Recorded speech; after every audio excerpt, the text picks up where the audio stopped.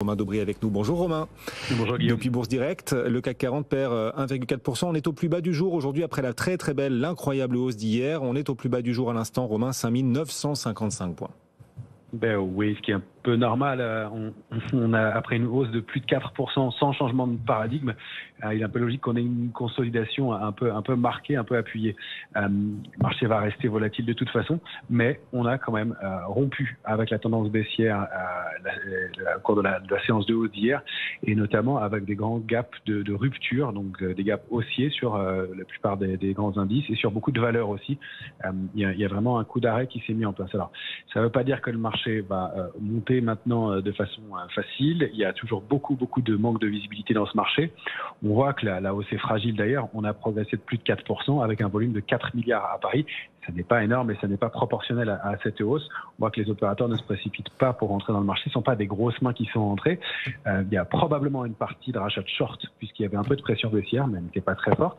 Et puis, il y a aussi eu des opportunités et des points d'entrée sur des valeurs pour le long terme. Il y a beaucoup de titres qui ont énormément retracé depuis leur point haut de la fin et du début de l'année. Et donc, il y a des opportunités pour le long terme. Mais ça devra être étayé, consolider tout ça. Alors, pour autant, on va quand même profiter plutôt de stratégies acheteuses tant qu'on est dans cette zone de consolidation. À Paris, ça se traduit par une zone cible idéale qui était 5970, 75, 6040. On est allé la tester parfaitement. On repasse un peu en dessous pour l'instant. Il n'y a pas d'alerte tant qu'on est au-delà de la zone 5832, c'est le pied du gap, 5875. Donc vous voyez, on peut retracer de façon un peu marquée sans que ça remette en cause la tendance. Si on passe sous 5832, là, on invalide ce gap de rupture.